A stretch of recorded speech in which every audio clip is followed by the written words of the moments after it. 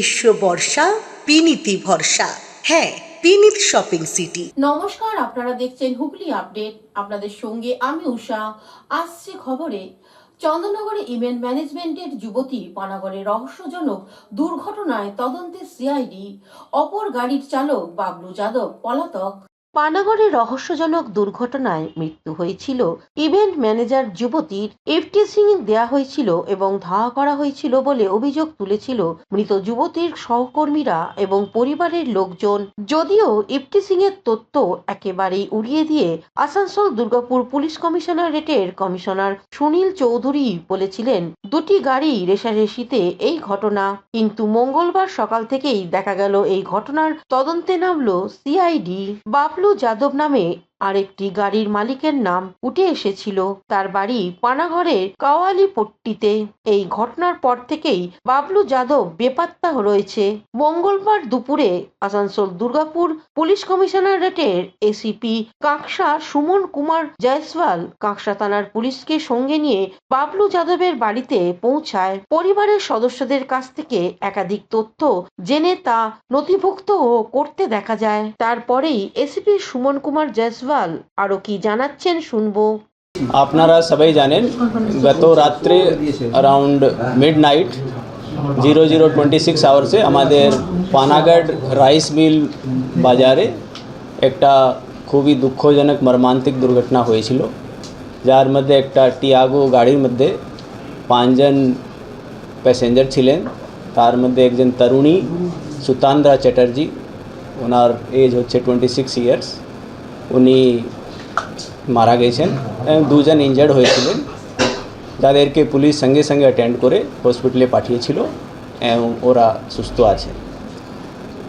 এটা যেটা আমরা আজকে পুরো দিনে ইনভেস্টিগেশন করলাম, ইনকোয়ারি করলাম, তার মধ্যে দেখা গেছে অ্যারাউন্ড 12:06 আওয়ার্সে, মানে রাত্রে মিডনাইটে 06 রাত্রে 12:06 একটা গলসি থানার আন্ডারে একটা পেট্রোল পাম্পে যে মৃতার গাড়ি ছিল ওনারা পেট্রোল নিয়েছেন।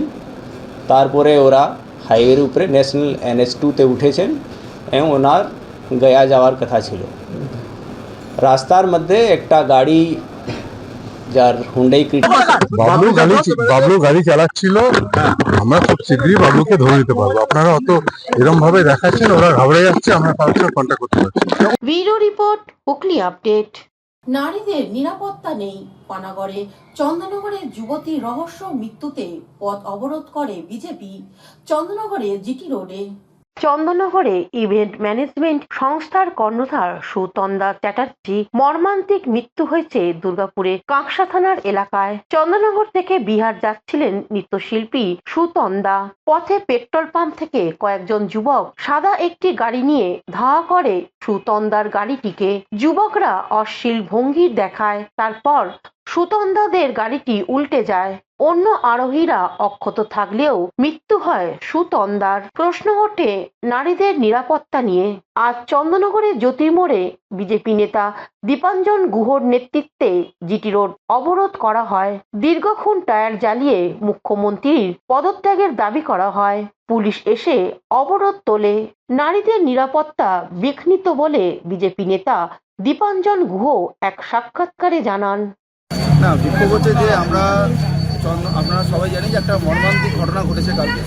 চন্দননগরের একটি মেয়ে, সে যাচ্ছিলেন কাজের জন্য এবং তাকে যেভাবে রাস্তায় ধাওয়া করেছে দুষ্কৃতীরা, পেট্রোল পাম্পের ওখান থেকে পেট্রোল থেকে সেখান থেকেও আবার ধাওয়া করেছে এবং যে ঘটনা ঘটেছে তারপরে পুলিশ ইনভেস্টিগেশন কনক্লুড না করে যেভাবে আগের থেকে পুলিশ বলে দিল যে এটা রোড রেসের ঘটনা, এটা আমাদের জন্য দুর্ভাগ্যজনক। আমরা পশ্চিমবাংলার সমস্ত নারীর সুরক্ষার জন্য, চন্দননগরের নারীদের সুরক্ষার জন্য আমরা রাস্তায় আজকে অবরোধ করলাম। চন্দননগরের এখানকার অধিবাসীরা এখানকার পশ্চিমবঙ্গ চন্দননগরবাসীরা আমাদেরকে যেভাবে আজকে সহযোগিতা করেছে, আমরা আপ্লুত অভূতপূর্ব যে তারা সরকারের বিরুদ্ধে গর্জে উঠছে। আমি আপনাদের মাধ্যমে, মিডিয়ার মাধ্যমে এবং সবার মাধ্যমে আমি জানাতে চাই পশ্চিমবঙ্গবাসী এইভাবে গর্জে উঠুক, যাতে পশ্চিমবাংলায় আইনের শাসন চলে, এটা দেখা।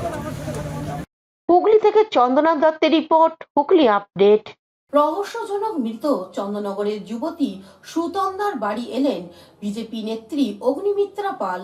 চন্দননগর নাড়ুয়ার মহিলা কাজের সূত্রে যাচ্ছিলেন। পানাগড়ের রাস্তায় অস্বাভাবিক মৃত্যু ঘটে। পরিবারের অভিযোগ তাকে খুন করা হয়েছে, কিন্তু 37 ঘন্টা পার হয়ে গেলেও দোষীদের গ্রেপ্তার করতে পারেনি পুলিশ। তরুণীর পরিবারের সাথে দেখা করতে আসেন রাজ্য বিজেপি সাধারণ সম্পাদিকা বিধায়িকা অগ্নিমিত্রা পাল। তরুণীর মায়ের সাথে কথা বলে পাশে থাকার আশ্বাসও দেন বিধায়িকা। এরপর বেরিয়ে যান কলকাতার উদ্দেশ্যে। সুতন্দ্রা, আপনারা জানেন যে পানাগড়ের কাছে রেশারেশি অ্যাক্সিডেন্ট বলবো না, মার্ডার বলবো। মাত্র 26-27 বছর বয়সী একটি ব্রাইট আমাদের ছোট বোনকে আমরা হারিয়েছি, ঠিক যেভাবে অভয়াকে হারিয়েছিলাম 1 বছর আগে। আবার করে সুতন্দ্রাকে হারাতে হলো। সুতন্দ্রার মায়ের সাথে আমি গতকাল রাত্রেই কথা বলেছিলাম। উনি কথা বলার মতো জায়গায় ছিলেন না, কিন্তু তাও অত্যন্ত শক্ত, আমি ওনাকে স্যালুট করি। এবং সুতন্দ্রার মা উনি বলেন যে কি ঘটনা হয়েছে, তখনই তারা বডিটাকে নিয়ে এসেছে, ঢুকছে চন্দননগর। এবং তারা বললেন যে গাড়িতে যারা ছিল তাদেরকে সবাইকে আটক করে রেখেছিল কাঁকসা থানার পুলিশ। 4 জনকে, ড্রাইভার এবং পিছনে 3 জন ছিল। তারা যখন জানতে পারে বর্ধমানে এসে কাঁকসা থেকে বর্ধমান অব্দি তারা বডিটাকে নিয়ে এসছে, আবার করে গাড়ি ঘুরিয়ে তারা গেছে কাঁকসা থানার ওখানে এবং পুলিশকে জিজ্ঞেস করেছে যে কেন যারা গাড়িতে ছিল তাদেরকে আটক করে রেখেছেন কেন। তারপরে তাদেরকে আবার ছাড়িয়ে তারা যখন রাত্রে বাড়ি ঢুকেছে তখন আমার সাথে কথা হয়েছে। এবং আজকে এই কারণেই এসেছিলাম মায়ের সঙ্গে দেখা করতে। কারণ দেখুন, আজকে সুতন্দ্রার খুন হয়েছে। আজকে আমাদের রাজ্যে মহিলা মুখ্যমন্ত্রী, যিনি কদিন আগেই বাজেট হয়েছে, পশ্চিমবঙ্গ ওয়েস্ট বেঙ্গল লেজিসলেটিভ অ্যাসেম্বলিতে বাজেট পেশ করেছে, সেখানে উনি বলেছেন, আমরা বারবার যখন বলেছি যে মহিলাদের সুরক্ষা নিয়ে আপনি কি জিনিস রেখেছেন, উনি বলেছেন স্বাস্থ্যসাথী, এই আমাদের কন্যাশ্রী এবং সবুজ সাথীতে তার বাজেটের মধ্যে ঢোকানো আছে। আমার প্রশ্ন,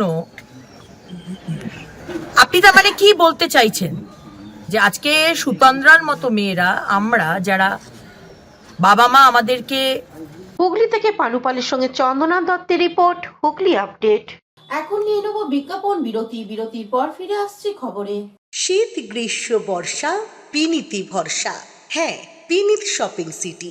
যে কোনো মরশুমের রেডিমেড জামা কাপড় পাওয়া যায় একই ছাদের তলায়। ছোট থেকে বড়, পুরুষ, মহিলা ও শিশুদের একমাত্র নির্ভরযোগ্য প্রতিষ্ঠান। শীতকালীন যে কোনো শাড়ি, জিন্স, টপ, কুর্তি, চুড়িদার, পাঞ্জাবি মানেই পিনিত শপিং সিটি। আখন বাজার, চুঁচুড়া, Hooghly. Enjoy a weekend at Vedam, the paradise of peace. A home away from home.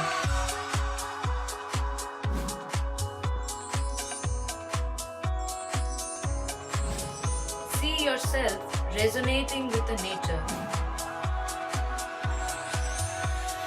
Vedam welcomes you to create your best memories. Amala nursing home. Potshati, your ultimate destination for weekend leisure. Marriage, conference, shooting, and get together all are in one roof. Yes, think about Potshati, Hugli. বিরতির পর ফিরে এলাম খবরে। হুগলির বৈদ্যবাটিতে পীর বাবার মাজারে ইসালে সওয়াল অনুষ্ঠিত হয়ে গেল। হুগলির বৈদ্যবাটি খালদার পীর বাবার মাজার সংলগ্ন এলাকায় বাৎসরিক ইসালে সওয়াব অনুষ্ঠিত হলো সান্ধ্যকালীন এক মনোরম পরিবেশে। বহু প্রাচীন এক মাজার আছে যার পরিচালনা করেন শেখ বাবু। বহু মানুষ ওইখানে জিয়ারত করতে আসে। সব ধর্মের মানুষ ওইখানে আসে শ্রদ্ধা নিবেদন করেন। ইসালে সওয়াব উপলক্ষে প্রধান বক্তা হিসেবে উপস্থিত ছিলেন বাসুঘাটি দরবারের পীরজাদা হামিদুল ইসলাম সাহেব, অল বেঙ্গল মাইনরিটি অ্যাসোসিয়েশনের সভাপতি হাফেজ মাওলানা আবু হাফজাল জিন্না, হাফেজ নুরুল ইসলাম, বৈদ্যবাটির পৌরসভার পৌরপ্রধান পিন্টু মাহান্ত, স্থানীয় বিধায়ক অরিন্দম গুইন মহাশয় ও অন্যান্য জন। লোক সমাগম হয় চোখে পড়ার মতন। মহাশয় অরিন্দম গুইন বক্তব্যে কি বলছেন শুনবো। আল্লাহ সকলকে আল্লাহ খুশহালি জিন্দেগি আপনি আদা করবেন আল্লাহ। ইয়া আল্লাহ ইমানি হালতে আমাদের মহৎ দান করবেন আল্লাহ। আল্লাহুম্মা রাব্বানা তাকাব্বাল মিন্না ইন্নাকা আনতাস সামিউল আলিম ওয়া তুব আলাইনা ইন্নাকা আনতাত তাওয়াবুর রহিম। আল্লাহুম্মা রাব্বিরহামহুমা কামা রাব্বায়ানি সাগীরা। Bureau report, Hooghly update. হুগলির চাপাডাঙ্গায় ঐতিহাসিক বুড়ো শিব মন্দিরে আনুষ্ঠানিক উদ্বোধন হয়ে গেল। চাপাডাঙ্গা কলেজ পাড়ার ঐতিহাসিক বুড়ো শিবের মন্দির শুভ উদ্বোধন করলেন আটপুর রামকৃষ্ণ মিশনের অধ্যক্ষ বশিষ্ঠানন্দ মহারাজজি। অগণিত মহিলা ও পুরুষ ভক্তরা নদী থেকে জল নিয়ে এসে বুড়ো শিব বাবার মাথায় ও অধ্যক্ষ বশিষ্ঠানন্দ মহারাজ বাবার পায়ে জল ঢালেন ও প্রণামী দেন এবং একে একে তারা প্রণাম করে মনের বাসনার কথা বাবাকে জানান এবং আশীর্বাদ নেন। এই মন্দিরের ভিড় ছিল চোখে পড়ার মতো। বহু দূর দূরান্ত থেকে ভক্তরা এখানে উপস্থিত ছিলেন।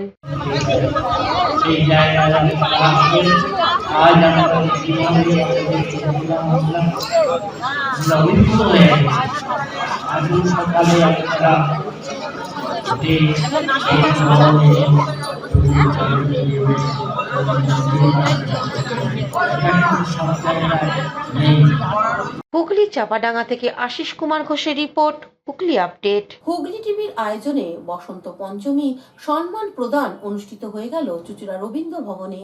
ফাল্গুনী বিকেলে চুঁচুড়া রবীন্দ্র ভবনে চন্দননগর ভয়েসার নিবেদিত ও হুগলি টিভির আয়োজিত বসন্ত পঞ্চমী সম্মান প্রদান অনুষ্ঠিত হল চুঁচুড়া রবীন্দ্র ভবনে।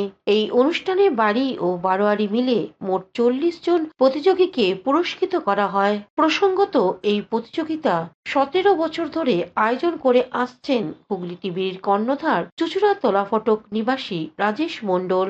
এদিন রাজেশ মণ্ডল সহ তার স্ত্রী শ্যামণী মণ্ডল ও পুত্র শেয়ান মণ্ডল উপস্থিত ছিলেন। এছাড়াও অনুষ্ঠানে উপস্থিত ছিলেন সরস্বতী সম্মান অনুষ্ঠানের নিবেদক সংস্থা চন্দননগর পাদ্দিপাড়া ভয়েসারের কর্ণধার শর্মিষ্ঠা ব্যানার্জি।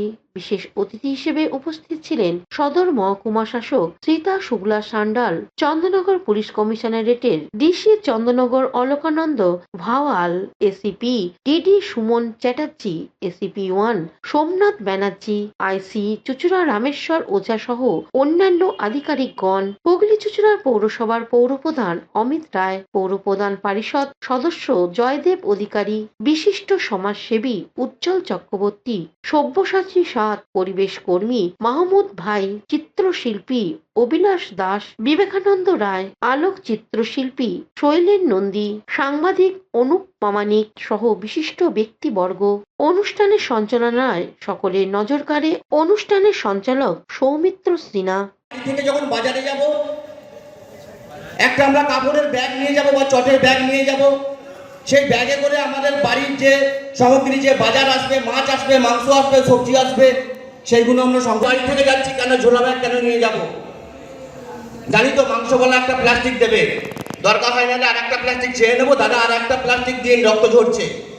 মাছের বাজারেও আমরা তাই করি, কিন্তু মাছের বাজারে 100 মাছ কিনলাম বা 200 মাছ কিনলাম বা 500 মাছ কিনলাম বা 1 কিলো মাছ কিনলাম, কেনার পরে মাছওয়ালা যখন মাছ দিল আমি বলি দাদা আর একটা প্লাস্টিক দিন। আপনি খেয়াল করে দেখবেন প্রত্যেকটা মানুষ এইরূপ করে। যদি এইভাবে আমরা ওয়ান টাইম যে ইউজ করার যে প্লাস্টিক আছে ব্যবহার করি, ব্যবহার করার পরে ফেলে দিই, আর এই সেই প্লাস্টিকটা ড্রেনে যাচ্ছে, ড্রেন থেকে গঙ্গায় যাচ্ছে, আমাদের পরিবেশের যে ভারসাম্য আছে সেই ভারসাম্য আস্তে আস্তে হারিয়ে যাচ্ছে। আগে আপনারা চিন্তা করুন না, 70-80 ফুট 90 ফুটের মধ্যে পানীয় খাবার জল পাওয়া যেত, কিন্তু বর্তমান সময়ে 300-350 ফুট নিচে চলে যাওয়ার পরেও যে জলটা আসছে সেই জলটা কিন্তু পানীয় জলটা কিন্তু খাবার নয়। আমার বাচ্চারা যখন স্কুলে যাচ্ছে বা কোনো জায়গায় যাচ্ছে, আমরা দেখবেন 1 লিটার 1.5 লিটার বা 500 জল বাচ্চার ব্যাগের পিঠে বেঁধে দিচ্ছি। বইয়ের তো একটা বোঝা আছে 5 কিলো 6 কিলো ওজনের, সেই বোঝার সঙ্গে আরো 500 বা 1 কিলো ওয়েট আমরা চাপিয়ে দিচ্ছি বাচ্চার কাছে। কেন? বাচ্চাটা যে স্কুলে যাচ্ছে, আমি জানি যে স্কুলে যাচ্ছে সেখানে হয়তো পরিশুদ্ধ পানীয় জল পাবে না, ওই জন্য আমাকে পরিশুদ্ধ পানীয় জল বাড়ি থেকে দিয়ে পাঠাতে হচ্ছে। এতটুকুই আমার বক্তব্য। হুগলি থেকে চন্দনা দত্তের report, Hooghly update, Hooghly update. এখনকার মতন খবর এই পর্যন্তই। প্রতিদিন দেখুন হুগলি আপডেট।